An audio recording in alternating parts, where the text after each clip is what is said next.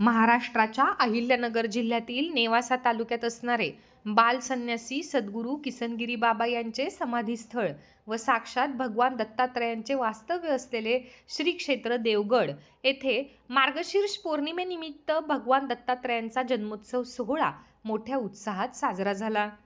सकाळी काकड आरती झाल्यानंतर नगर प्रदक्षिणा व पालखी सोहळा पार पडला। टाळ मृदुंगाच्या गजरात पालखी सोहळा निघाला।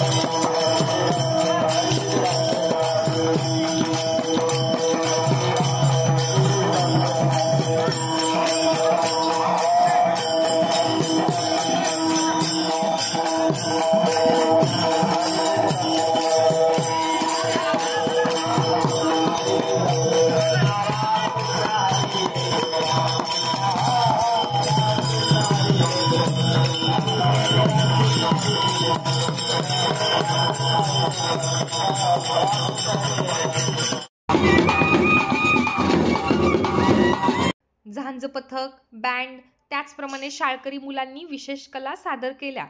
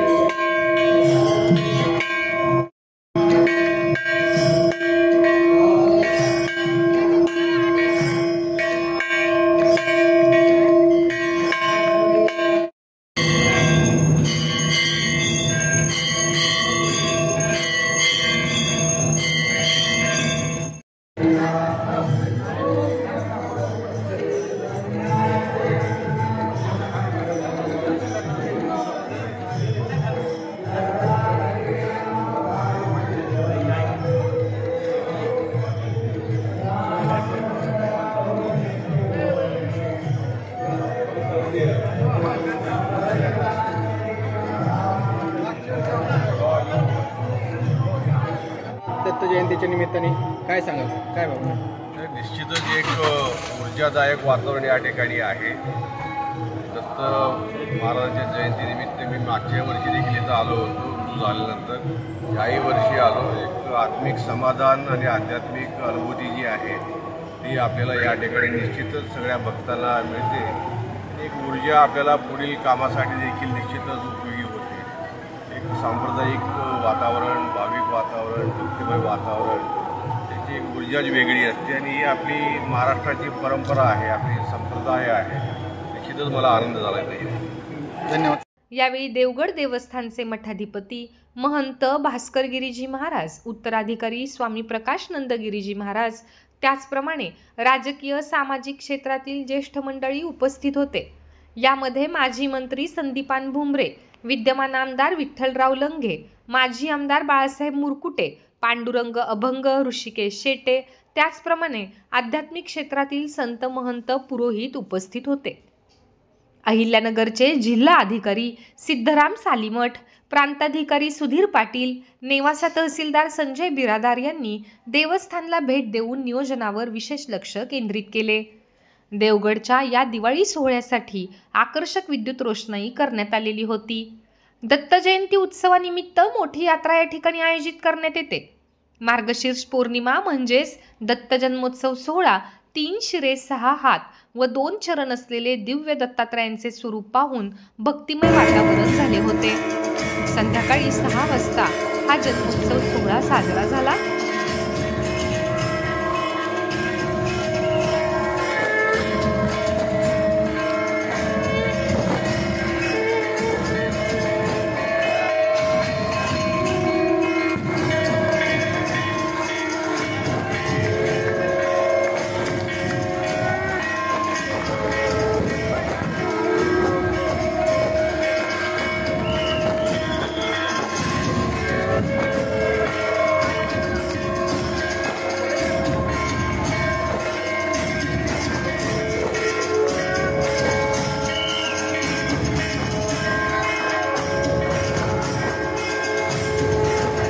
झाला. डोळ्याचं पारणं फेडणारा हा सोहळा पाहण्यासाठी लाखो भाविक उपस्थित होते. सोहळ्याच्या नियोजनात गुरुवर्य बाबाजी व स्वामीजींच्या मार्गदर्शनाखाली देवस्थानचे चोपदार हरिभक्त पारायण बाळकृष्ण महाराज कानडे यांनी मोलाची भूमिका पार पाडली.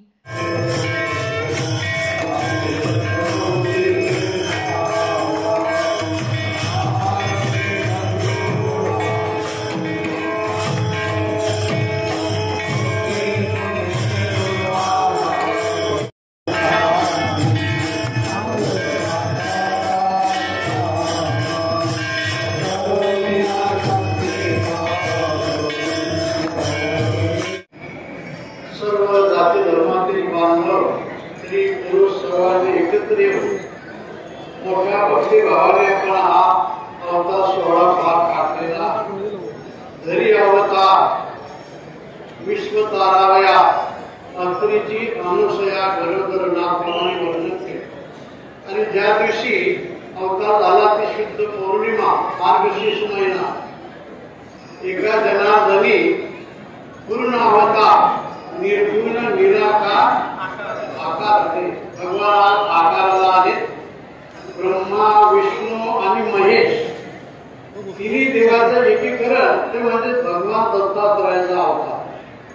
भगवान दत्तात्रयाचा अवतार उत्तरेमध्ये चित्रकूट क्षेत्रामध्ये अनुसया आश्रम, त्या अनुसया आश्रमामध्ये आजच्या दिवशी अवतार झाला.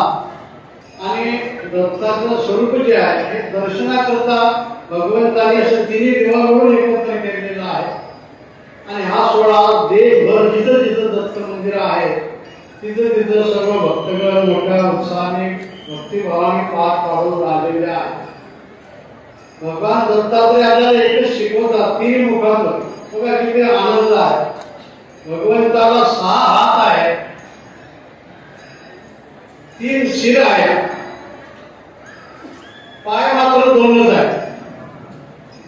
आपल्याला जे करायचं आहे सदसद विवेक जागृत करून, अविवेकाला दूर करून विवेकाची कास धरून 6 शास्त्राचं अध्ययन करायचं. म्हणजे विद्वत्ता काय असेल ज्ञान मिळवायचं आपल्याला, आणि 3 शिरे हा एकच संदेश दिला भगवान दत्तात्रयाने. देव, देश आणि धर्म. आपण ज्या देशामध्ये वावरतो तो देश सुरक्षित असेल तर तुम्हाला धर्माचरण करता येईल, आणि धर्माचरण केलं तर सर्वांना सुख प्राप्त होईल. आजच्या दिवशी धर्माचं रक्षण करण्याकरता भगवान दत्तात्रय अवतीर्ण झाले. तुम्ही आपण सर्व संत महंतांच्या वतीने सर्वांना मिळून आपण भगवान दत्तात्रयाची प्रार्थना करू की प्रभू, आम्हाला फक्त एकच आपल्याला माफी मागायची आहे, एक विनम्र प्रार्थना करायची आहे की आमच्या देशामध्ये लहान थोर स्त्री पुरुष अनेक जाती धर्माचे पंथाचे लोक आहेत. सर्वांच्या मध्ये सामंजस्य सदैव टिकून राहावं आणि बंधुत्वाची भावना दृढ होत राहावी. आपल्या देशात आपल्या पडोशीचे जे देश आहेत यांना सुद्धा सद्बुद्धी प्राप्त व्हावी आणि त्यांच्या अंतःकरणामध्ये विश्व बंधुत्वाची भावना निर्माण व्हावी, हीच आपल्याला भगवान दत्तात्रयाला प्रार्थना करायची आहे. आज भगवान प्रकट झालेले आहेत. आपण या ठिकाणी श्री समर्थ सद्गुरू किशनगिरी बाबांनी ह्या जागेवर खूप तपश्चर्या केली, कष्ट केले, आणि त्याने तपश्चर्या करून भगवान दत्तात्रयाला या ठिकाणी सिंहासनावर विराजमान केले. प्रवराधी देवगड क्षेत्री वसवणी अवधता, भाविक प्रेमळ धावना येती दर्शना करता. आपल्या कल्याणाकरता बाबांनी भगवान दत्तात्रयाला या ठिकाणी विराजमान केले. तर आज या इथं सर्व मंडळी इथं आलेली आहेत, राजकीय क्षेत्रातली आहे. कोण कोण त्यांचे विद्यार्थी करतो थोडक्यात नाव सांगते. ज्ञानदेव तुकाराम झाल्यानंतर आणि सर्व मान्यवर सर्वांचं, सर्व भक्तगणांचं देवगड देवस्थानच्या वतीने आम्ही अभिनंदन करतो, सर्वांना धन्यवाद देतो. असंच आपल्या अंतःकरणामध्ये ईशप्रेम, देशप्रेम, धर्मप्रेम वृद्धिंगत होत राहावं की पुनश्च सर्व भगवंताच्या चरणी प्रार्थना करून शब्दात विराम देतो. यानंतर ज्ञानदेव तुकाराम होईल आणि सौभाग्यवती कुलकर्णी झालेल्या आहे ते आणि त्यांचे मंडळ हे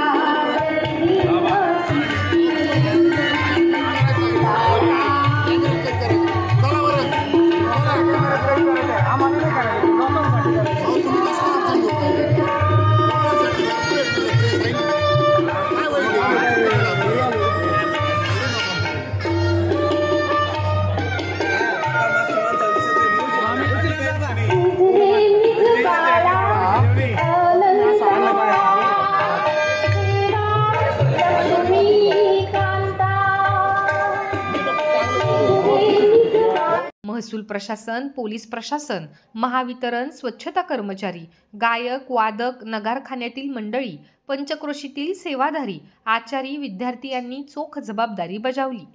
8 दिवसांच्या या कालखंडामध्ये अनेक अन्नदात्यांनी अन्नदानाचे अनमोल दान केले. काल्याच्या कीर्तन सेवेत भगवान दत्तात्रयांच्या स्वरूपाचे वर्णन करताना वंदनीय महंत भास्कर गिरीजी महाराज म्हणाले की 3 शिरे म्हणजेच देव, देश आणि धर्म यांचे प्रतीक आहे. देशातील नव्हे तर युरोप, अमेरिका, लंडन या ठिकाणाहून आलेल्या भाविकांनीही दर्शन घेतले. दत्त जयंती उत्सवानिमित्त अगोदर 8 दिवस गुरुचरित्र पारायण सोहळा आयोजित करण्यात आला होता. या पारायण सोहळ्यासाठी महाराष्ट्रातून अनेक जोडपे 8 दिवस पारायणानिमित्ताने उपस्थित होते.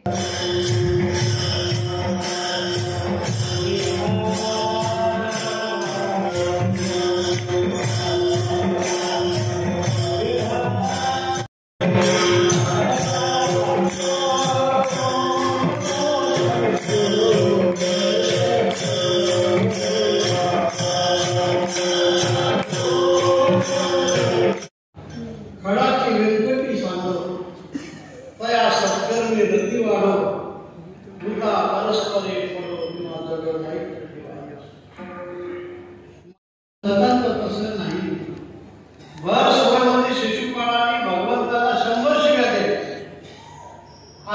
वचन दिलं तुम्ही 100 शिव्या सांगताय. माझ्या बापाचा प्रसंग आपण ऐकतो. पण 100च्या पुढे एक शिवी दिली, ती शेवटची शिवी अशी होती, तरी पण मुष्का पात्रावर बसला. म्हणजे रुक्मिणी आईसाहेबांचा विवाह शिशुपाळाबरोबर लागायचा होता आणि भगवान कृष्णाने रुक्मिणी मातेचं हरण केलं पत्रावर. रुक्मिणी स्वयंवरामध्ये आला. मग ही शिवी दिली. बरं भांडणं झालं की माणसं असं बहिणीबरोबर नाही शिव्या द्यायचं काही वाटत नाही. पण पत्नीने शिव्या द्यायला की बाहेर जाऊ शकतो. शेवटची 101 शिवी दिली तरी म्हणलं उष्ण पातळीवर बसला. भगवान